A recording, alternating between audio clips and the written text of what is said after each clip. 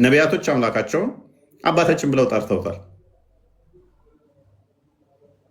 ያ አባት የተባለው ለፍጡራኑ አባት የሆነው በጸጋ አባት የተባለው እንደዚህ ጋር ነቢያቶች ሰብከዋል አላህን። ነቢያቶች ሙሉ በሙሉ የሰበኩት አንድ አላህን አንድ አምላክን ነው። በእስልምና በክርስትና አባት ብለው ነው የሰበኩት። ስለዚህ አላህ ነው። አባት ብለው አልሰበኩም፣ አላህ ብለው ነው የሰበኩት። አባት ብለው አልሰበኩም። ማን ብለው ነው የሰበኩት? አላህ ብለው ነው የሰበኩት። አላህ ፕሮፐር ኔም ነው ወይንስ ጄኔሪክ ኔም ነው? ማለት አላህ የሚለው ስም ምንድን ነው? ዲፋይን አድርገው እስኪ። አላህ ማለት ያ ፈጣሪ ማለት ነው። ስሙን ምን ማለት ነው? ስሙ ምንድን ነው ማለት? የውል መጠሪያ ነው ወይንስ የግል ስም መጠሪያ ነው? የመገለጫ ነው? አላህ ማለት ፈጣሪ ማለት ነው። የመገለጫ ማለት ፈጣሪ ማለት ነው። ስለዚህ ስሙ ማን ነው? እሺ የፈጣሪ ስም ማን ነው ታዲያ? ስሙ ማን ነው? ፈጣሪ ማለት ከሆነ ወይም አምላክ ማለት ከሆነ አላህ ማለት ከሆነ ስም አይደለም ማለት ነው። ለምሳሌ ዶክተር፣ ኢንጂነር፣ ፓይሌት ምናምን እነኚህ የስራውን እንትን የሚገልጹ ናቸው እንጂ የሆነ እንትን ስሞች አሉ። ማ ያላህ ስም ታዲያ ማን ነው? ለምሳሌ ደቂቅ እግዚአብሔር ማለት ስም ነው። እግዚአብሔር ማለት ምን ማለት ነው? አሁን የጠየቅኩህን መልስ። በአንተም ሎጂክ ሄደህ ዝም ብለህ የእኛ የፈጣሪ ስም የተገለጠበት አለ። ነቢያቶች የሰበኩት የፈጣሪ ስም ማን እንደሆነ እነግርሃለሁ። አሁን አላህን የሰበኩት ብለሃል። ማን ብለው ነው? ስሙ ማን ነበር? ስሙ ማን ነበር? ለነቢያቶች ፈጣሪ ስሙን የነገረው አለ። ቆይ ማን ብለው ነው ስሙን የነገራቸው? አላህ ብለው የነገራቸው። አላህ ስም አይደለም አልከኝ እኮ ፈጣሪ ማለት ነው አልከኝ እኮ። ፈጣሪ ያው አላህ ማለት ያው ፈጣሪ ነው። ስለዚህ መገለጫ እንጂ ስም አይደለም ማለት ነው። እሱ መገለጫን ብለህ እንደፈለክ ከሰበው ያው እሱ አላህ ነኝ ስም አይደለም ማለት። ለምሳሌ ዶክተር ብል ዶክተር ስም ሊሆን አይችልም። ዶክተር የሚለው ጄኔራል የስራውን ስም ወክሎ የመጣ ነው። እኔም ዶክተር ልባል እችላለሁ፣ አንተም ዶክተር፣ ሰንበዲም ዶክተር፣ የሆነችም ዶክተር ልትባል ትችላለች። ስለዚህ አላህ ማለት እንደዛ ዶክተር ወይም ኢንጂነር ወይም መምህር እንደሚለው የገባ መገለጫ ከሆነ ስም አይደለም እኮ። ለዛ ዶክተር ስፔሲፊክ የሆነ ኔም አለው እኮ። አላህ ከሱ ውጭ የለም። አላህ ከሱ ውጭ የሚጠራ ሌላ ስም አታውቀውም። ፕሊዝ አታውቀውም። ከፍ አድርጌ ከመለጥፍ እዛው እንዳለ ወደ ቶፒኩ ልመልስህና ሙሴ አምላኩን አባት ብሎ ይጠራል። ትቀበላለህ? ቆይ ሙሴ አምላኩን አባት ብሎ ይጠራል። ትቀበላለህ? አባት ብሎ? አዎ። በቁርአን ላይ ያለው አይጠራም። የቁርአኑን ሙሴ ሙሐመድን የፈጠረው እኔ ጠየቅኩህ።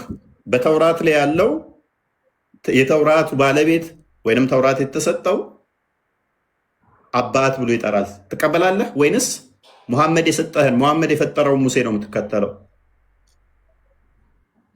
ተውራትንም ሁሉ ነው የፈጠረው። አንተን የፈጠረው እኮ አላህ ነው። አሁን አንተ ተውራት በእጅህ አለ? ከመጽሐፍ ቅዱስ መስረጃ ስጠኝ ነው። ከመጽሐፍ ቅዱስ እኔ የማምነው በቁርአን ነው። እኔ የማምነው በቁርአን ስለሆነ ከቁርአን ስጠኝ። አንተ ከመጽሐፍ ቅዱስ ስትከራከር እኔ በቁርአን ነው የማምነው። በቁርአን እንትን አድርገኝ። በቁርአን የሚል ካል አሳየኝ። ተቁርአን ልስጥህ። ትቀበላለህ? አሳየኝ። ኦልራይት ሱራ 5:46 አንዴ ክፈትልኝ።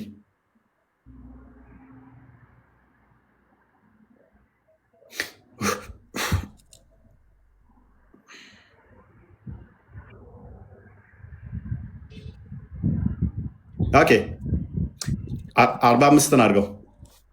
ከ45 ጀምሮ እሺ፣ ከ44 አድርገው።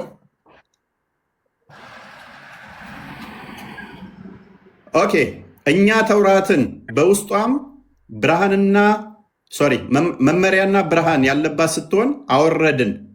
ማንን ይላል ወንድማችን? ተውራትን። እነዚያ ትእዛዝን የተቀበሉት ነቢያት በእነዚያ አይሁዳውያን በሆኑት ላይ በእርሷ ይፈርዳሉ። ሊቃውንቱና አዋቂዎቹም ከአላህ መጽሐፍ እንዲጠበቁ በተደረጉና በእርሱም ላይ መስካሪዎች በሆኑ ይፈርዳሉ። ሰዎችንም አትፍሩ ፍሩኝም፣ በአንቀጾቼም አነስተኛን ዋጋ አትለውጡ። አላህ ባወረደው ነገር ያልፈረደ ሰው እነዛ ከሃዲዎች ናቸው ይላል። ተውራት ለማን የተሰጠው?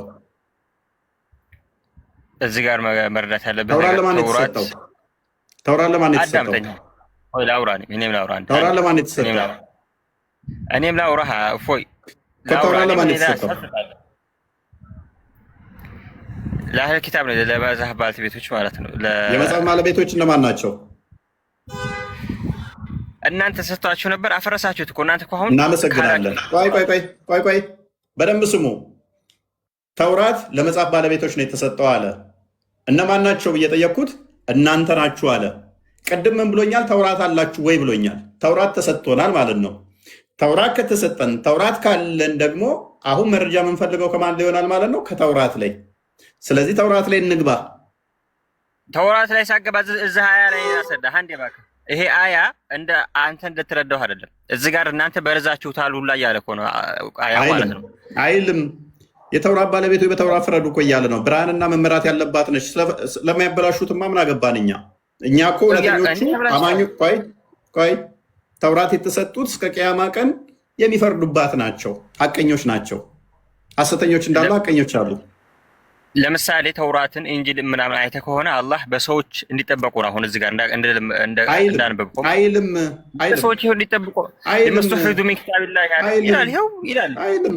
ሎክ ቁርአንንም የጠበቀው ሰው ነው።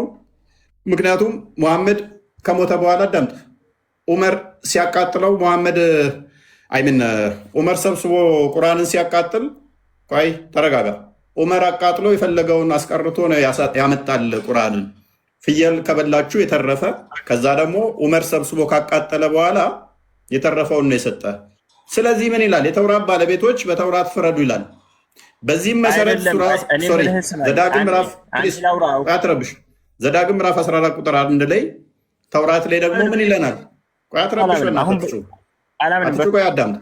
የተውራት ባለቤቶች በተውራት ፍረዱ ይላል አይደለ? ስለዚህ ተውራት ላይ ስንመጣ ደግሞ ፈጣሪያቸውን አምላካቸውን አባታችን ብለው ይጠራሉ። ትቀበላለህ ወይስ አትቀበልም? ይሄንን ፈጽሞ አልቀበልም። አሁን ያነበብኩ አያ ቆይ ተውራት መቼ ነው የተበረዘው? እኔ አሁን እዚህ ጋር ተሳስተሃል ስልህ ተውራት መቼ ነው የተበረዘው? ቆይ አሁን እንዴት እንደምለጥፍ ደግሞ ደግሜ ላሳየህ። ተውራት መቼ ነው የተበረዘው? በእናንተ ጊዜ ነው። አሁን በእናንተ ቤተክርስቲያኑ ስንት አይነት መጽሐፍ ነው? መጽሐፋችሁ ራሱ ብዙ አይነት መጽሐፍ ነው። ያልጠየቅኩህን አትመልስ። ከመሐመድ በፊት ወይንስ ከመሐመድ በኋላ ነው ተውራት የተበረዘው? ተውራት የተበረዘው ከመሐመድ በኋላ ነው። ደን ጨረስን። በደንብ አስተውሉ። ተውራት የተበረዘው ከመሐመድ መቼ ነው አለ? በኋላ። ከመሐመድ በፊት አልተበረዘም ማለት ነው። እስከ መሐመድ ድረስ እስከ 7ኛው ሴንቸሪ ትክክል ነው ብሎናል። አሁን የሚጠበቅብህ እቺ ዘዳግም ምዕራፍ እቺ የምታያት 14 ቁጥር 1 ላይ ለጊዜው ማለት ነው ከመሐመድ በፊት እንዳልነበረች ማስረጃ ታመጣለህ። እኛ ግን ይሄ ተውራት ይሄ የተለያዩ ኮዴክሶችን ማምጣት እንችላለን። ኮዴክስ ሳኒታክስ ሆነ ቫቲካንስ ሆነ ሌሎችንም አምጥተን እነኝን ኢቭን ግዕዙን ብናመጣ እንኳን ምክንያቱም ከመሐመድ በፊት የአባ ገሪማ ጥቅል ከ4ኛው እስከ 5ኛው ሴንቸሪ ባለው ውስጥ ስለሚተመን እነኝን ግዕዙም ላይ አምጥተን ካሳየን አባት አብ ሚል ካመጣን የአንተ አርጉመንት ያልቃል። ምክንያቱም ከ7ኛ ሴንቸሪ በኋላ የተበረዘው ብለህ ስለምታምን አንተ ከመሐመድ በፊት የነበሩትን አንድ እንኳን ማምጣት ከቻልኛ ያልቃል አንተ አስተምሮ ማለት ነው።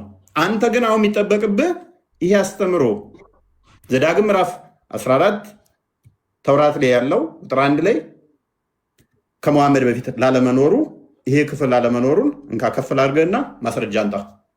ቀጥል። እሺ፣ በጥቅሉ አሁን ሱረቱል አዕራፍ ላይ ማስረጃ በጥቅል ምናምን አይደለም የምታመጣው፣ አሁን ማስረጃ ብቻ ነው። ምክንያቱም ምን ብለሃል? ይህ ክፍል የተበረዘው ሙሐመድ ከመጣና ከሞተ በኋላ ነው ብለህ ስላመንክ ተውራት የተበረዘው እንደዛ ስለሆነ አንድ ሲንግል ኤቪደንስ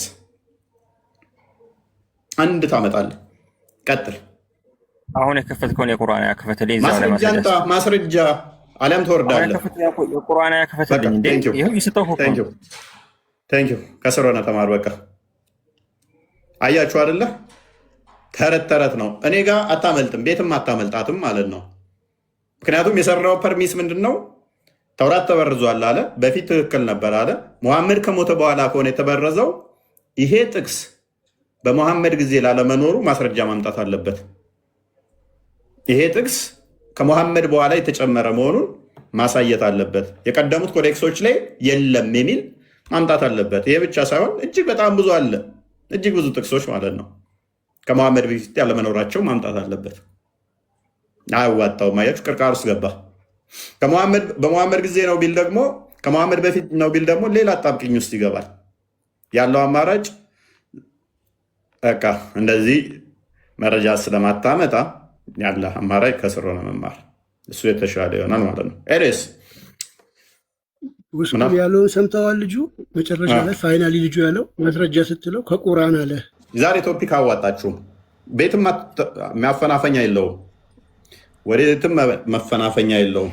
ምክንያቱም ሙሐመድ ሐሰተኛ መሆኑን አስተምሮታችሁ ክደት መሆኑን የሚያሳይ ክፍል ስለሆነ የቶፒክ ኡስታዞቻችሁ ዋሽተው ወለ አላህ አባት ነው እስኪሉ ድረስ ደርሰው ነበረ።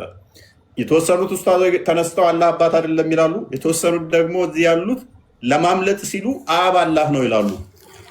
እኛ ይመቸናል፣ ሁኔታው ተመቼ ለእኔ ነው። አላህ አባት ነው ትችላላችሁ ማለት አብ አላህ ነው በሉ።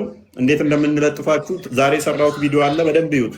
የሚገርም ማለት ነው የኡስታዞቻቸው ምን ያህል ቅጥፈት እንደተሞላ ምን ያህል እንትን እንደሚሉ አብዲ ድምፅ ቀን እንትን በል እንዴት አስተምሮታቸው ላይ እንደሚቀጥፉ ያሳየንበት ቪዲዮ አለ። እሱም በደንብ ይዩት። ዩቱብ ላይ እያዳመጣችሁ ያላችሁ ሰላም ብያለሁ። በዩቱብ ያላችሁ ሁላችሁም ሰላም ብያችኋለሁ። ታብታብ የለባችሁ፣ ኮፒ ሊንክ የለባችሁ፣ ፈታ ትላላችኋል። ዩቱብ ላይ ያላችሁ እያየናችሁ ነው። መልካም ወዳችሁታል ትምህርቱን። እስቲ ዩቱብ ላይ ያላችሁ አሳውቁን። በዩቱብ እየተከታተላችሁ ያላችሁት በዩቱብ ያላችሁ ተመችቷችኋል? አሳውቁን። ኮመንታችሁን እያየሁት ነው። ዩቱብ ላይ ያላችሁ አሳውቁኝ። ተመችቷችኋል?